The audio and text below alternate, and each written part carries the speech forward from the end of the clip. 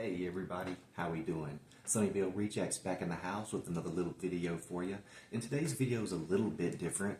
I was walking around my books, just taking a peek-see, looking at, what I wanted to read next, and I noticed that I really pay attention to spines and covers. I think we all do, and that's why the saying, don't judge a book by its cover exists, really. And we do it with people too. If we pass by somebody and they're not attractive, it's unfortunate. And I know nobody in this crowd or this community does it, but we don't give them the time of day. And I noticed it also, again, the other day when I got some books from my students. I brought them into school, and they were just looking at the covers, and if they weren't interested in the cover, the color scheme, the pattern, they all have psychological effects on us. But if they're not interested in the color or the picture on the front, the design, they will not pick it up. So think about that, guys. If you are a writer, create things that stand out. Create things that if you passed by it in a store, you yourself would pick it up. But it has to be enticing from the very beginning to the very last word in the book. Everything about it, it's a product, and if people don't like it, they won't pick it up. It has to be appealing to the eye first, and then all the other boxes have to be checked. So let me shut up and show you the worst covers that I could find on my bookshelf, and then I'll show you the best so we can end on a positive note. Here we go. These are books I don't even want to hold in my hands. They're not attractive, and the color schemes, the designs don't do it for me. The Cat from Outer Space. What the hell was I thinking when I bought this? I mean, maybe it's a good book. I remember the movie. Maybe it's a good book, but I don't know. Sometimes I like those old, 60s, 70s, vintage looking paperbacks. I used to read a lot of them, but not so much now.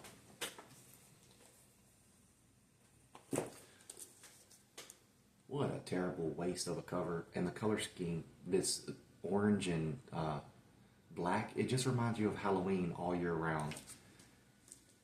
Like, that wasn't very creative, I don't think. That's very easy, cover to make. I think my high school students could do that. It makes me not want to pick it up. But I did, hoping that a student would take it, and they just looked at the cover and put it right back down.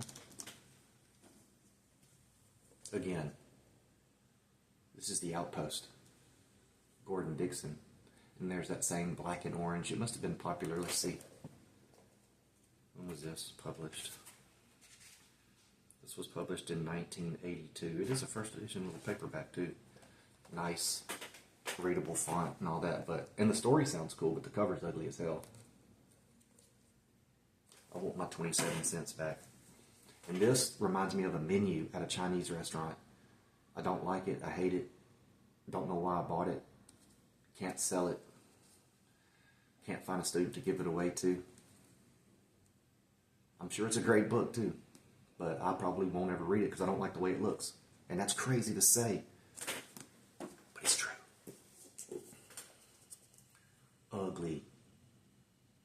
Ugly, and not realistic in the least bit. Come on, man. Robin, you're a doctor. You know better. Yeah, I don't know. What do you guys think? The color's dull. The picture's just weird and very simplistic. It's a medical thriller. Should have been a little bit more detailed. Yuck. I do not like this color scheme. This color pattern, I want to avoid redundancy. I don't care what you call it, but I don't like it. And I picked it up because it's vintage, and I thought maybe, if I couldn't get into it, I could find a student to give it to or sell it on Pango. Nobody wants it because the covers are like a psychedelic carpet. Speaking of psychedelic carpet, look into the psychological devices that casinos use to keep you there and to make you forget time. Ugly book. John Saul. What the hell was your publisher thinking? Look, seriously. Is that a bonnet? Is that, I don't know what the hell that is. Is that supposed to symbolize a ghost that fell off a cliff into the water? I love John Saul's books, but his cover's got to be some of the ugliest ever made. Look at that shit. Ugly cover. Great book, I'm sure, but some people will never find out because they won't pick it up because they don't like the way it looks. This was hard. I mean, Fear Street has a lot of ugly covers. Yeah, they're nostalgic, and, I don't know. No. Some of them there's just no defending. This is terrible. Does it provoke some nostalgic feelings, memories? Yeah, perhaps. But it was bad here. It was bad here. Then they put it on the back too, and it makes it bad back here. So if you're picking this up, if you don't like Fear Street or don't know, if you like Fear Street and there's another Fear Street book beside it, you might pick it up before this. And if you've never tried Fear Street and you saw this, you might not ever pick up one at all because you might think they all look like this, but that's just a terrible cover. And there's a lot of them. Okay. I don't want to rant anymore and talk about how ugly book covers are. This is the final ugliest cover on my shelf. I think it's the ugliest cover ever made, and it sucks because it's John Saul's first book. I think. Punish the Sinners. Was this the one? I think this was the one that was written basically, to compete with Salem's Lot, and it was an immediate bestseller. But it was not because of the cover. No. I do like the red with the silver and the white. I like that. There's something collegiate about it. Kind of like this, actually. This is not college, of course. This is the Bucks. And football started again. Any football fans out there? Are your teams winning or losing? Yeah, like a high school or college football jersey. But the picture is just ugly as shit. And again, back and front. So if you weren't, disgusted enough by this image, they put it on the back for you too. All right, y'all. Let me get a sip of my coffee. I'm shutting up. Now I want to show you guys some amazing book covers that when I saw them, I had to have them. They're amazing. And if you write, get a cover like this, man. Something that people want to collect. You don't want people to read your book one time and get rid of it. And if the cover's cool and feels right, they'll keep it just for looks on the shelf. Maybe they're going to collect it for other reasons, rare, first edition, whatever. But they may even read it again, and that's what you want. You want a book that feels good, looks good, and people walk by, they see somebody reading, because you know how people love reading in public, like at Starbucks and stuff like that. And you want people to say, hey, that's a cool looking book in your hands, man. What are you reading? No, maybe not. I don't know. All right, these are the best covers of the books on my shelf, and I hope you enjoy them. It's Lights Out, Terror Academy. I love Terror Academy books. They are hardcore, a step up for sure from Fear Street, and much of Point Horror, I'd have to say, but that's a badass cover.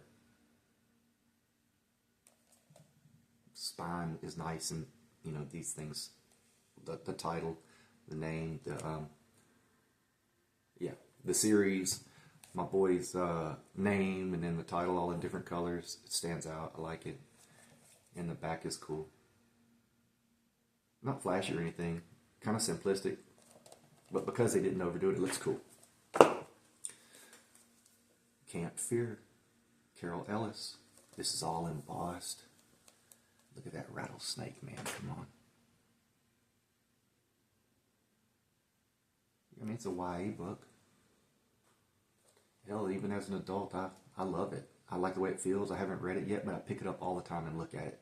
I do that with all of my books, just about. Like they're fish swimming in a tank. I look at them. I don't handle fish in a tank, of course, but I do pull the books out. I feel them. I look at them. And as a writer myself, I consider all the aspects.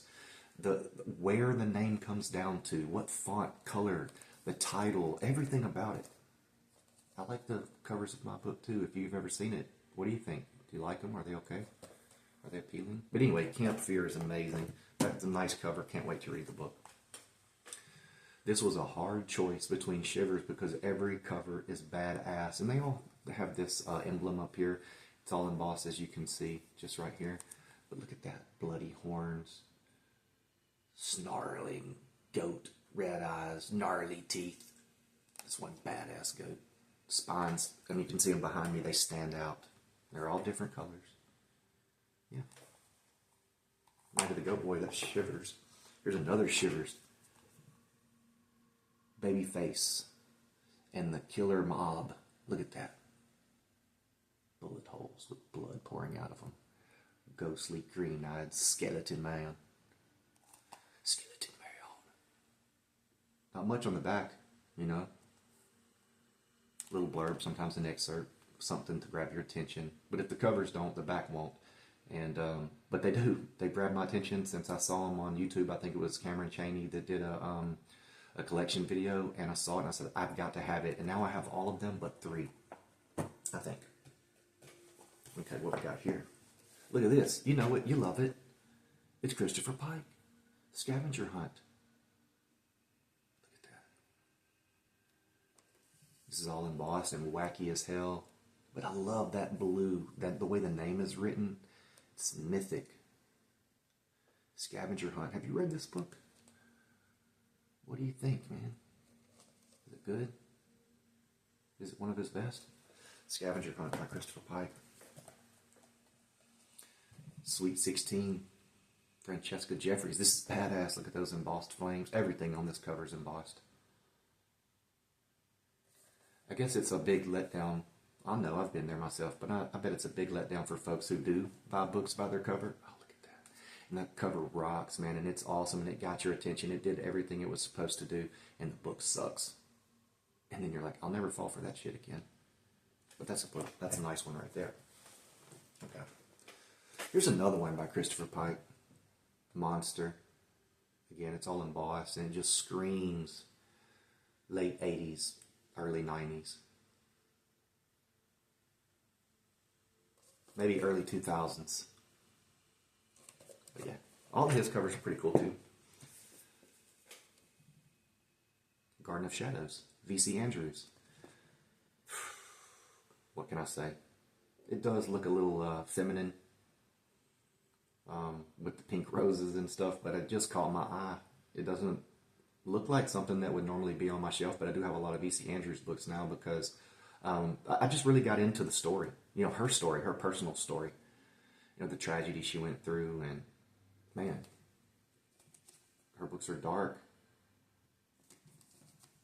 Yeah, but I like this. Check it out. Cool step back art. Turn this down a little bit. My dog. What do you think? You hungry, buddy? All right, give it a second. We'll get you some breakfast. Absalom, William Faulkner. I love these books. I've read all of Faulkner's work. I'm from Mississippi, as you know, and these were books I always wanted on my shelf. After I read Faulkner, man, I felt like I could read anything because his work is deep and epic. I mean, he created 500 years of history, created Yoknapatawpha. It is, you know, Oxford, Mississippi, basically. And when you think about the South, at least the antebellum South, this is what you think about. The Old Creek Revival mansions, Old World, New World. Crazy, right? We were building this and this at the same time? Or was these kind of structures possibly from another earlier culture? I don't know. This was before the power tool. Think about that, guys. With the gold, the way the title's written in cursive, the Spanish moss, the old mansion. I like this. I love this series of books, and it's vintage, right? Is it? Yeah, vintage. If you like Faulkner, man, these books, the font is great. They feel good in the hand. They look good and classy on your shelf. The Snowman. I'm going to read this Christmas. You'll see this again. The Snowman. R.L. Stein. People love this cover. But what about the book? I don't know. Another Fear Street. This is the first 4 books of Fear Street, you know, in a nice modern bind up. It's matte finish. The color scheme's really cool. I don't know, man. This is an attention grabber. It's super cool. I wouldn't mind having this, you know, as like a big poster, like a framed poster on my wall. It's really cool. It's beautiful, and I wanted it ever since I saw it. Ever since I got into Fear Street. Yeah, no complaints about this book. Feels good, looks good. I'll collect it. Anne Rice, The Wolf Gift, classy, white and gold, with the spooky wolf eyes on the cover there. What do you think? I like her gold spines. Damn, that light's bright. Is that better? Let's see. Oh, you can't really see it. Yeah, you can. Anne Rice, The Wolf Gift. Very simplistic bag. Just a, was this a blurb? Yeah, just a blurb. Oh, actually, that's an excerpt from The Wolf Gift. But I like this cover. It's real clean and classy, simple, not overdone, not too busy, just right. I have the other book too. Dean Arkuntz. Look at that, embossed, that silver against the black night and the storm brewing and the ambulance parked, maybe? Is it parked? What do you think? It looks like it's parked. What's going on there, I wonder? Nothing good. There's the man himself. Wow. What goes on in that dude's mind? My Best Friend's Exorcism. What a well-crafted, beautiful product. Made to look like a high school annual. You know, check it out. You know, remember back in the day when you'd have people sign your high school annual? That was amazing. You just hope, since it was preserved for posterity, that whatever their message was good, and they weren't calling you a dork or a nerd, and it was there forever. My Best Friend's Exorcism. Nice, pink, cool, nostalgic looking spine. Look at this. It's pretty cool. Yeah. My Best Friend's Exorcism. I saw the movie first. It was pretty cool. And then when I saw the book, you know, it really did grab my attention. I wanted it. And when I got it, I was like, you know, this is different than most books I've seen. This one really, I don't know, it takes it to the limits. It really looks like a high school annual, almost textbook-like. Let's see if you can. Yeah. Anyway, go to a bookstore, grab a copy. It looks better than I can describe. It feels good too. Kind of heavy. Okay, here we are. Last book, and I'm shutting up. I thought this was really cool, and it always stands out to me, and I always pick it up. It's Blowfly by Patricia Cornwell. I love it. See that reflective title there? And the matte with the gloss fly. Look at that. What a beautiful book. And she was rich. I think she did 2 books or 3 books for $28 million, something like that. And her money afforded her the luxury of doing better research, taking helicopters to places, hanging out with police officers and chiefs and morticians and things like that, so she could write with more authority. I like hearing her talk because she was a very serious writer. You know, she was mainstream and commercial. She sold a lot of books, and you see them just about everywhere. This was right about the time she was starting to change because she did a lot of plastic surgery. But her books are great, and they're really authentic because she knew her stuff, you know, and her main protagonist, Kay Scarpetta, is a badass, intelligent, beautiful, strong chick. If you read her books, you'll like them, man. You'll like them. It's just enough jargon to walk away feeling like you got educated on the subject matter, and not enough to bog you down, you know, to where you have to look up every word. But it's Patricia Cornwell. It's Blowfly, and I love this cover, and I hope you do too. The red really stands out and makes it pop. All right, that's it, you guys. I got to get out of here. I got to feed my dog. His tummy's growling.